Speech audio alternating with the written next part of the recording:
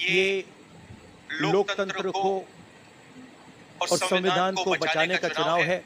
एक तरफ एनडीए नरेंद्र मोदी जी जो कॉन्स्टिट्यूशन पर आक्रमण कर रहे हैं, लोकतंत्र पर आक्रमण कर रहे हैं, इंस्टीट्यूशंस को कैप्चर कर रहे हैं, और दूसरी तरफ इंडिया अलायंस जो कॉन्स्टिट्यूशन की रक्षा करता है, लोकतंत्र की रक्षा करता है। तो ये चुनाव इन दोनों फोर्सेस के बीच में है। मेरा सवाल राहुल जी आपसे। राहुल जी, सवाल आपसे ये है कि 2014 में जैसे ही मोदी सरकार आई थी, आपने एक बयान दिया था और आपने कहा था कि देखते जाइए धीरे धीरे कॉन्स्टिट्यूशनल इंस्टीट्यूशंस जितने भी हैं देश पे, उस पे आरएसएस और बीजेपी का कब्जा हो जाएगा। अब आप ये कह रहे हैं कि हो चुका है और आप कह रहे हैं कि हम कानून भी लाएंगे। क्या आपको ऐसा नहीं लगता राहुल जी कि ये जब आप करेंगे तब बीजेपी आपके ऊपर ये आरोप लगाएगी कि चूंकि केसेस जो है या पूछताछ विपक्ष के नेताओं से ज्यादा हुई, इसलिए ये प्रक्रिया में लाया गया, रिसेशनरी लॉज अमेंडमेंट की गई।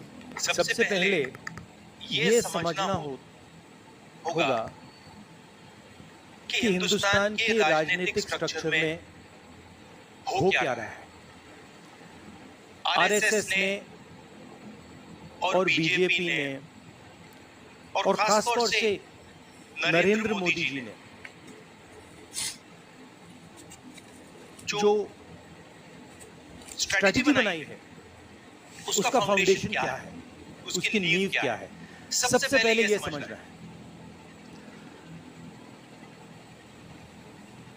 नरेंद्र मोदी जी ने जैसे अदानी जी की मोनोपोली है पोर्ट पर, इंफ्रास्ट्रक्चर पर, डिफेंस में, वैसे नरेंद्र मोदी जी ने पॉलिटिकल फाइनेंस की मोनोपोली बनाई है। कैसे बनाई है? ED, CBI, income tax department का प्रयोग करके। अगर आप बॉन्ड स्कीम्स को देखें तो उसमें साफ दिख जाता है कि नरेंद्र मोदी जी ने, बीजेपी ने एक प्रकार से पॉलिटिकल फंडिंग, एक्सटॉर्शन से, धमकी से, प्रेशर से बनाई। खड़गे जी ने कहा जो भी भ्रष्ट हैं वो सब बीजेपी में जा रहे हैं। उसका कारण है क्योंकि नरेंद्र मोदी जी चाहते हैं कि पॉलिटिकल फाइनेंस की मोनोपोली उनके हाथों में। अब हमारे बैंक अकाउंट बंद कर दिए, हमारे पास ओरिजिनल रास्ता जो था वही हमारा रास्ता है। हम जनता के साथ जाकर मिलकर उनके लिए लड़ते हैं। ये जो मैनिफेस्टो बना है, ये मैनिफेस्टो कांग्रेस पार्टी ने नहीं बनाया। ये मैनिफेस्टो हिंदुस्तान की जनता ने बनाया है। हमने सिर्फ इसको लिखा है, ठीक है, और हमने सिर्फ इसको लिखा है। जो किसानों ने हमें बताया, खड़गे जी को बताया, मुझे बताया, बाकी नेताओं को बताया, वो हमने लिखा है। चाहे वो रोजगार की बात हो, चाहे वो कॉन्ट्रैक्ट लेबर की बात हो, हजारों लोगों से बात करके हमने ये हिंदुस्तान की आवाज है, ये लिखी है। मगर जो राजनीति में आज हो रहा है वो क्लियर है कि सब पार्टीज को नरेंद्र मोदी, ईडी, सीबीआई, इन इंस्टीट्यूशंस को कैप्चर करके फाइनेंशियली मोनोपोली बना रहे हैं। और चुनाव के बाद रियलिटी है कि ये जो फाइनेंशियल मोनोपोली बड़ी इंटरेस्टिंग चीज है, क्योंकि सारा इंफॉर्मेशन, सारा का सारा इंफॉर्मेशन, किससे एक्सटॉर्शन किया है, किसको कॉन्ट्रैक्ट दिया है, कॉन्ट्रैक्ट देने के बाद उसने कितना पैसा दिया है, वो पूरी ब्लूप्रिंट, पूरी की पूरी ब्लूप्रिंट इलेक्टोरल बॉन्ड्स में लिखी हुई है। तो नरेंद्र मोदी जी ने आज नहीं तो कल ऑपोजिशन को पूरी chargesheet, proof sheet electoral bonds के थ्रू पकड़ा दी है। तो इसीलिए थोड़ा टेरर हो रहा है उनको, इसीलिए ये नंबर निकला है 400 पार। इसलिए ये महाराष्ट्र में हमारे नेता ले जा रहे हैं, हरियाणा में सब जगह हमारे नेता ले जा रहे हैं, क्योंकि उनको लग रहा है कि भैया अगर 400 पार नहीं 180 हो गई, 160 हो गई, 140 हो गई तो नैया पार हो जाएगी। Thank you. पिछले लोकसभा चुनाव में राहुल जी आपने मुझे याद है कहा था, you were convinced that time कि मोदी जी जा रहे हैं, मोदी जी का वक्त खत्म हो गया है। ऐसा हुआ नहीं, होता है राजनीति में। इस दफा नरेंद्र मोदी को आप कितनी बड़ी राजनीतिक चुनौती मानते हैं सर 2024 के चुनाव में? देखिए 2019 में ये शुरू हुआ, आज ये एक तरह पीक पे पहुंच गया है। हिंदुस्तान के सारे इंस्टीट्यूशंस उनके हाथ में हैं, पॉलिटिकल फाइनेंस की मोनोपोली उनके हाथ में है, CBI, ED, income tax, EC, ये सारे के सारे बीजेपी के हाथ में है, बीजेपी के कंट्रोल में है।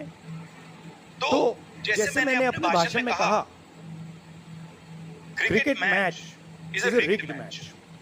Cricket match is not a fair match.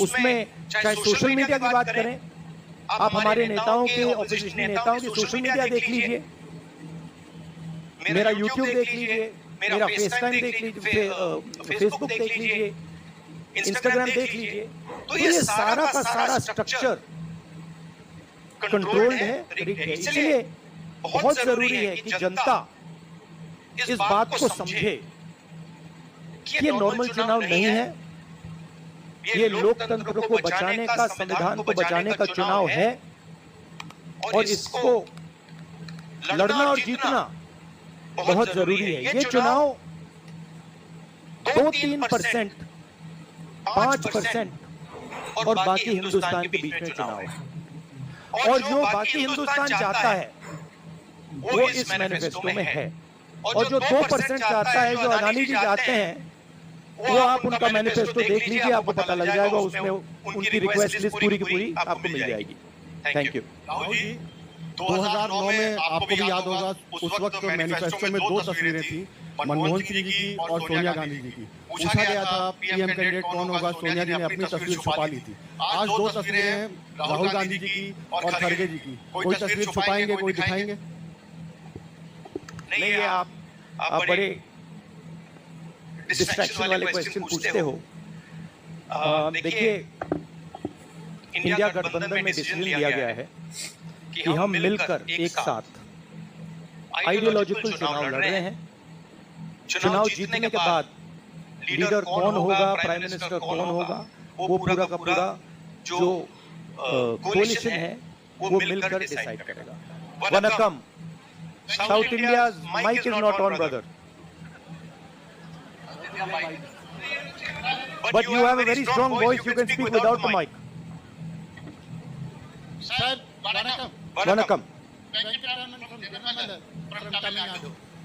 Advance congratulations to the Congress Party because due to this serious campaign by the DMK Party and Congress leaders, you are going to get 10 out of 10 seats from Tamil Nadu in the forthcoming parliament election. Do you think the same trend will you expect from the across the country? Well, you know, I'm not a soothsayer. Unlike many political commentators, I can't predict the future. But what I'm confident of is that this is a much closer election than is being propagated by the media. It is a close election, and we are going to fight an excellent election, and we are going to win the election. Thank you. Please do remember one thing.